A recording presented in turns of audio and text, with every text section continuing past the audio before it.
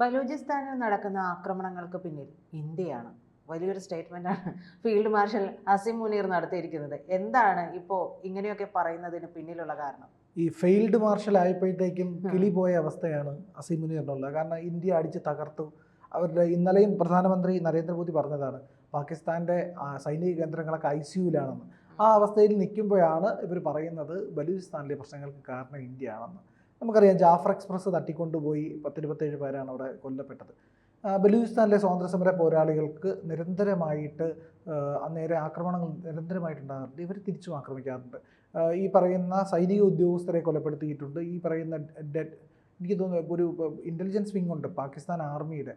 ആ വിങ്ങിലെ പ്രധാനപ്പെട്ട 3 ഉദ്യോഗസ്ഥരെ കൊലപ്പെടുത്തിയത് ബലൂചിസ്ഥാൻ സ്വാതന്ത്ര്യസമര പോരാളികളാണ്. പക്ഷേ ഇവർ ആ ക്ലെയിം അവർ ഏറ്റെടുത്തു, ഞങ്ങളാണ് ചെയ്തത് എന്നുള്ളതിൻ്റെ ഉത്തരവാദിത്വം ഏറ്റെടുത്തു. ആ ഉത്തരവാദിത്വം ഏറ്റെടുത്തതിന് പിന്നാലെയാണ് ഇപ്പോൾ അസിം മുനീർ പറയുന്നത് ഇന്ത്യയാണ് ബലൂചിസ്ഥാൻ്റെ പ്രശ്നങ്ങൾക്ക് പിന്നിലെന്ന്. ഇന്ത്യക്ക് അതിൻ്റെ ആവശ്യമില്ല. ഇന്ത്യ ഒരു ഇത്തരത്തിലുള്ള ഒരു രാജ്യത്ത് വിഘടനവാദ പ്രവർത്തനങ്ങൾ നടത്താനായിട്ട് ഇന്ത്യ ശ്രമിക്കാറില്ല. ഇന്ത്യ അതിനെ പിന്തുണയ്ക്കാറുമില്ല. ഇന്ത്യ അവരുടെ ആഭ്യന്തര പ്രശ്നമാണ് എന്നുള്ള നിലയ്ക്ക് ഇന്ത്യ അതിനെ കാണാറേ ഉള്ളൂ. പക്ഷേ അവിടുത്തെ മനുഷ്യാവകാശ ദംശനങ്ങളെ ഇന്ത്യ കൃത്യമായി വിലയിരുത്താറുണ്ട്. ആ പ്രശ്നങ്ങൾ, അവിടുത്തെ ജനതയുടെ പ്രശ്നങ്ങൾ എന്താണോ അത് പരിഹരിക്കാനായിട്ട് അന്താരാഷ്ട്ര തലത്തിലുള്ള ഇടപെടലുകളൊക്കെ ആവശ്യപ്പെടാറുണ്ട്. അതൊക്കെ ശരിയാണ്. പക്ഷേ ഇന്ത്യ ഒരു കാരണവശാലും ഒരു രാജ്യത്തിൻ്റെ ആഭ്യന്തര കാര്യങ്ങളിൽ ഇടപെടാറുള്ളത് ഏത് രാജ്യമായാലും ശരി തന്നെ. നമ്മൾ ഈ പറയുന്ന ശ്രീലങ്ക ആവശ്യപ്പെട്ടപ്പോഴാണ് നമ്മൾ പീസ് കീപ്പിംഗ് മിഷന് സൈന്യത്തെ അയച്ചത്. അല്ലാതെ ഒരു തരത്തിലും നമ്മൾ മറ്റുള്ളവരുടെ പ്രശ്നങ്ങളിൽ ഇടപെടാറില്ല. നമ്മളെ ഉപദ്രവിക്കുന്ന രാജ്യങ്ങൾ അവിടെ നിന്ന് തീവ്രവാദം എക്സ്പോർട്ട് ചെയ്യാൻ വേണ്ടി ശ്രമിക്കുമ്പോൾ നമ്മൾ അതിനെ ചെറുത്ത് തോൽപ്പിക്കാറുണ്ട്. അത് കൃത്യമായിട്ട് ഇപ്പോൾ മാവോയിസ്റ്റുകളായാലും ശരി തന്നെ ഈ നോർത്ത് ഈസ്റ്റിലുള്ള ഈ പറയുന്ന മ്യാൻമാറിൽ കയറി നമ്മൾ ഒരു 2 മാസം പോലും ആയില്ല നമ്മൾ അടിച്ചിട്ട്. അവിടുത്തെ ഭീകരവാദ കേന്ദ്രങ്ങളാണ് തകർക്കുന്നത്. ചൈനയാണ് അതിനെ പിന്തുണയ്ക്കുന്നത്. കൃത്യമായിട്ട് നമുക്കറിയാവുന്ന കാര്യമാണ്. പാകിസ്ഥാൻ്റെ ഈ പറയുന്ന ലോഞ്ച് പാഡുകൾ, ടെററിസ്റ്റ് ലോഞ്ച് പാഡുകൾ, അവിടെയും നമ്മൾ ഈ പറയുന്ന പാക് ഒക്കുപ്പൈഡ് കാശ്മീരിനകത്ത് കയറി അടിച്ചു. അവരുടെ സൈനിക ഈ പറയുന്ന തീവ്രവാദ കേന്ദ്രങ്ങളൊക്കെ തകർക്കാറുണ്ട്. പക്ഷേ ഈ പറയുന്ന ഒരു കാരണവശാലും നമ്മൾ മറ്റൊരു രാജ്യത്തിൻ്റെ ആഭ്യന്തര കാര്യങ്ങൾ അല്ലെങ്കിൽ അതിനകത്തുള്ള പ്രശ്നങ്ങൾ നമ്മുടെ ഇടപെടാറില്ല. പക്ഷേ ബലൂചിസ്ഥാനിലെ ജനതയുടെ ആവശ്യം എന്താണെന്ന് പറഞ്ഞു കഴിഞ്ഞാൽ അവർക്ക് ഒരു ജീവിക്കാൻ നിവൃത്തിയില്ലാത്ത അവസ്ഥയാണ് ആ പ്രദേശത്തുള്ളത്.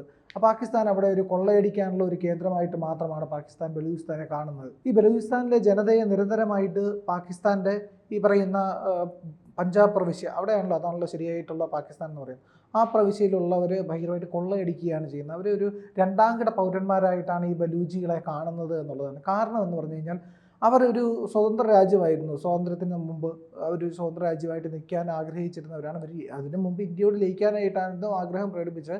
പക്ഷേ നെഹ്റുവിനൊന്നും വലിയ താല്പര്യമൊന്നും ഇല്ലായിരുന്നു എന്നുള്ളത് കൊണ്ടാണ് ഈ പറയുന്ന ഇവിടെ സിന്ധു അതുപോലെ തന്നെ ഇന്ത്യയോടൊപ്പം ലയിക്കാനായിരുന്നു അവർക്ക് താല്പര്യം. പക്ഷേ ഈ പറയുന്ന നെഹ്റുവിൻ്റെ താല്പര്യങ്ങൾ വേറെ ആയിരുന്നത് കൊണ്ടാണ് അങ്ങനെയുള്ള ഒരു സംഭവം നടക്കാതെ പോയത്. പക്ഷേ ബലൂചിസ്ഥാനിൽ സംഭവിക്കുന്നതെന്ന് പറഞ്ഞാൽ ബലൂചിസ്ഥാനിൽ ഒരുപാട് എയററ്റ്സ് ഉണ്ട്. അതായത് ഈ ധാതു നിക്ഷേപം. ഈ ധാതു നിക്ഷേപം മുഴുവൻ ചൈനയ്ക്ക് ഇവർ തീറെഴുതി കൊടുത്തിരിക്കുകയാണ്. പാകിസ്ഥാൻ അവിടുന്ന് കൊള്ളയടിക്കാനാണ് ഈ ചൈനയ്ക്ക് കൊടുത്തിരിക്കുന്നത്. ചൈന അവിടേക്ക് ഒരു റെയിൽവേ പാത പണിഞ്ഞിട്ടുണ്ട്. ഒരു റെയിൽ പാത, അതിലൂടെ ചരക്ക് നീക്കമൊക്കെ നടക്കുന്നുണ്ട്. അപ്പോൾ ഇത്തരത്തിലുള്ള പ്രവർത്തനങ്ങൾ നിരന്തരമായി നടക്കുമ്പോൾ അവിടുത്തെ ജനതയ്ക്ക് പ്രത്യേകിച്ച് ഒന്നും കിട്ടുന്നില്ല. സാധാരണഗതിയിൽ അവിടുന്ന് മൈനിങ് ഒക്കെ നടത്തി കൊണ്ടുപോകുമ്പോൾ ആ പ്രദേശം വികസിപ്പിക്കുക, അവിടെ ഉള്ളവർക്ക് തൊഴിൽ സാധ്യത കൊടുക്കുക, അവർക്ക് വേണ്ട നേട്ടങ്ങൾ ഉണ്ടാക്കുക, വിദ്യാഭ്യാസ സൗകര്യങ്ങൾ, ചികിത്സാ സൗകര്യങ്ങൾ കൊടുക്കുക എന്നുള്ളതാണ്. പക്ഷേ ഇത്തരത്തിലുള്ള ഒരു വികസന പ്രവർത്തനങ്ങളും അവിടെ ഇല്ല. അവിടെ ഇപ്പോഴും പാകിസ്ഥാൻ്റെ ഒരു മരുഭൂമി മേഖല ഇപ്രകാരമാണ്. അതുപോലെ ആളൊഴിഞ്ഞ പ്രദേശങ്ങളായിട്ടും ഈ പറയുന്ന വികസനമില്ലാത്ത മേഖലകളായിട്ടും കിടക്കുകയാണ്. അത് പാകിസ്ഥാൻ്റെ ഏതാണ്ട് 50% വരുന്ന ഭൂപ്രദേശം പകുതിയോളം, അതായത് പകുതി പാകിസ്ഥാൻ എന്ന് പറയുന്നത് ബലൂചിസ്ഥാനാണ്. അവിടെ പാകിസ്ഥാനിലെ അത്രയും ജനസംഖ്യ ഇല്ല എന്നുള്ളതാണ്. വളരെ കുറവാണ് ജനസംഖ്യ ഉള്ളത് എന്നുള്ളത് അവിടുത്തെ വേറൊരു കാര്യമാണ്. അപ്പോൾ ഈ ജനങ്ങൾ മുഴുവൻ സംഘടിച്ചിരിക്കുന്നു. BLAയുടെ നേതൃത്വം, ബലൂചിസ്ഥാൻ ലിബറേഷൻ ആർമിയുടെ നേതൃത്വത്തിൽ അവർ ഈ പറയുന്ന സ്വതന്ത്രമാവാൻ വേണ്ടിയിട്ട് നിരന്തരമായി മുറവിള കൂട്ടിക്കൊണ്ടിരിക്കുന്നു. ഞങ്ങൾക്ക് പാകിസ്ഥാനെ ഒപ്പം നിൽക്കേണ്ട, പാകിസ്ഥാൻ നിരന്തരമായി ഞങ്ങളെ ചൂഷണം ചെയ്യുക മാത്രമാണ് ചെയ്യുന്നത് എന്ന് പറയുന്നു. അപ്പോൾ അവിടെയാണ് ഈ പറയുന്ന ബലൂചിസ്ഥാനിൽ ഒരു സൈനിക പരിശീലന ക്യാമ്പ് നടക്കവെയാണ് അസിം മുനീർ വന്നിട്ട് ഈ പ്രസ്താവന നടത്തിയിരിക്കുന്നത്. ഇന്ത്യയാണ് നിഴൽ യുദ്ധം ചെയ്യുന്നത്, അവർക്കെതിരെ ആക്രമണം ശക്തിപ്പെടുത്തിക്കൊണ്ടിരിക്കുന്നു എന്നുള്ള കാര്യങ്ങളെല്ലാം പറയുന്നത്. ഈ പറയുന്ന ബലൂചിസ്ഥാൻ ലിബറേഷൻ ആർമിക്ക് വേണ്ടിയിട്ടുള്ള ഏകോപിത ആക്രമണങ്ങൾ നടത്താൻ വേണ്ടിയിട്ടുള്ള ആയുധങ്ങൾ നൽകുന്ന ഇന്ത്യയാണെന്ന് ഇവർ പറയുന്നുണ്ട്. പക്ഷേ ഇന്ത്യ അത്തരത്തിലുള്ള ഒരു പ്രവർത്തനങ്ങളും ചെയ്യാറില്ല. കാരണം ആയുധം എത്തിക്കുക എന്ന് പറഞ്ഞു കഴിഞ്ഞാൽ നേരിട്ട് ഈ ഒരു യുദ്ധം നടത്തുന്ന പോലെയാണല്ലോ. അപ്പോൾ ഇന്ത്യക്ക് അത്തരം ഒരു പ്രശ്നത്തിലും ഇന്ത്യ ഇടപെടാറില്ല എന്നുള്ളതാണ് നമ്മളുടെ ഒരു നയം. ഇന്ത്യ കാലങ്ങളായിട്ട് എടുത്തിരിക്കുന്ന നയങ്ങൾ ഇതാണ്. ഈ പറയുന്ന ബലൂച്ച് മേഖലയിൽ നടക്കുന്ന പ്രശ്നങ്ങൾക്ക് ഒരു പരിധി വരെ പാകിസ്ഥാൻ തന്നെയാണ് ഈ വളം വെച്ച് കൊടുക്കുന്നത്. പാകിസ്ഥാനിലെ വിവിധ ഗ്രൂപ്പുകളിൽ പലരും ഇവരെ പിന്തുണയ്ക്കുന്നുണ്ട്. അത് നമുക്കറിയാം, ഈ പറയുന്ന ബലൂചിസ്ഥാനിൽ നിൽക്കുന്ന പല വിങ്ങുകളും, ഈ പറയുന്ന ബലൂചിസ്ഥാൻ ലിബറേഷൻ ആർമിയുടെ പല വിങ്ങുകൾക്കും ആയുധം കൊടുക്കുന്നത് ഈ പഷ്തൂണിസ്ഥാൻ മേഖലയിലുള്ള വിഘടനവാദി ഗ്രൂപ്പുകളാണ്. അവർ ഇങ്ങനെ ആയുധം കൊടുക്കാനുള്ള കാരണമെന്ന് പറഞ്ഞാൽ അവർക്ക് സ്വാഭാവികമായിട്ട് പാകിസ്ഥാനുമായിട്ട് പ്രശ്നങ്ങളുണ്ട്. പഷ്തൂണിസ്ഥാനികൾക്ക് സഹായം നൽകുന്നതിൽ അഫ്ഗാനിസ്ഥാനുണ്ട്. ഈ പറയുന്ന അഫ്ഗാനിസ്ഥാൻ തന്നെ ബലൂജികൾക്കും ആയുധം കൊടുക്കുന്നുണ്ട്. അപ്പോൾ പാകിസ്ഥാനെ വലിയ രീതിയിൽ പാകിസ്ഥാൻ്റെ സ്വാതന്ത്ര്യത്തിൽ, ഇപ്പോൾ ഈ പറയുന്ന പാകിസ്ഥാൻ്റെ ഈ ചൂഷണ മനോഭാവത്തിനെതിരെ ബലൂചിസ്ഥാനിലും പഷ്തൂണിസ്ഥാനിലും സിന്ധിലുമൊക്കെ തന്നെ, സിന്ധിലും പ്രക്ഷോഭം നടക്കുകയാണ്. സിന്ധിലെ ജനങ്ങൾ സ്വാതന്ത്ര്യം വേണം, ഞങ്ങൾക്ക് പാകിസ്ഥാൻ്റെ കൂടെ നിൽക്കേണ്ട ആവശ്യമില്ല, ഞങ്ങൾക്ക് വെള്ളം പോലും ഇപ്പോൾ കിട്ടുന്നില്ല, അത് പാകിസ്ഥാൻ്റെ നിലപാട് കാരണമാണെന്ന് സിന്ധിലെ ജനങ്ങൾ പറയുകയാണ്. സിന്ധ് സ്വതന്ത്രമാണെന്ന് ആഗ്രഹിക്കുന്ന രാജ്യമാണ്. അത് മാത്രമല്ല, സിന്ധിലെ ജനങ്ങൾക്ക് കൂടുതൽ ഇന്ത്യയോടാണ് താല്പര്യം.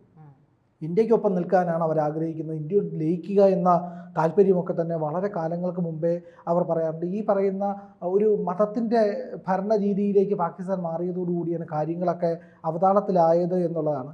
ഈ ഖൈബർ പഷ്തൂൺ മേഖലയിൽ ആക്രമണം നടത്തുന്ന പാക് താലിബാനാണ് അതിൻ്റെ അകത്തുള്ളത്. അപ്പോൾ ഈ പാക് താലിബാൻ്റെ ഒരു ഈ വിഭാഗം തന്നെയാണ് ഈ പറയുന്ന ബലൂചിസ്ഥാനുള്ളത്. പക്ഷേ താലിബാനുകളുടെ സ്വഭാവമല്ല ബലൂജികൾക്കുള്ളത്. ബലൂജികൾ കുറച്ചുകൂടെ ലിബറലായിട്ടുള്ള ആൾക്കാരാണ്.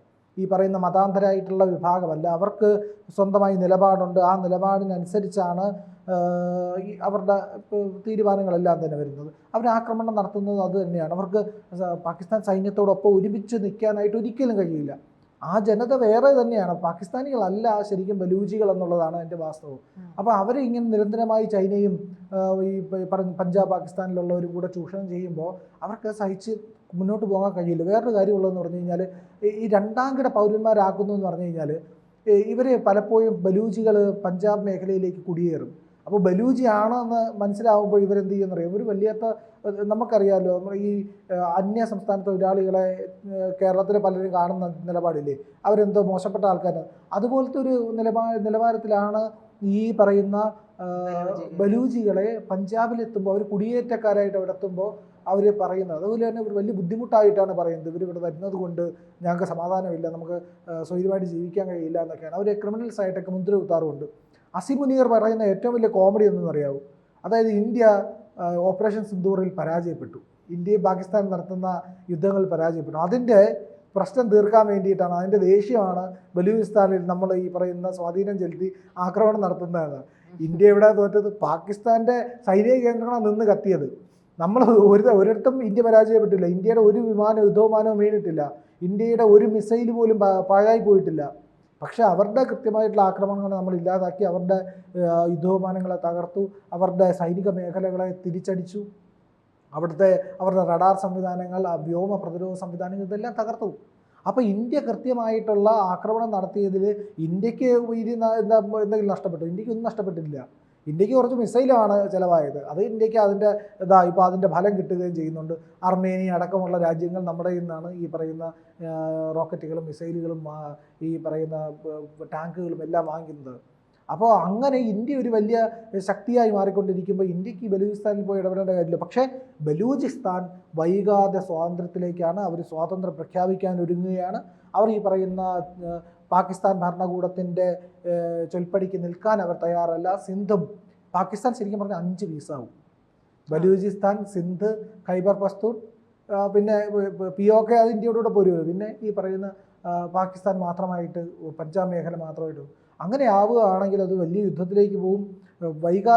അധികം വൈകാതെ തന്നെ ബലൂചിസ്ഥാൻ സ്വതന്ത്രമാവാനുള്ള എല്ലാ നീക്കങ്ങളും കാണുന്നുണ്ട്. ഈ പറയുന്ന അസീം മുനീറിൻ്റെ ഭയവും അതിൻ്റെ അടിസ്ഥാനത്തിൽ തന്നെയാണ്.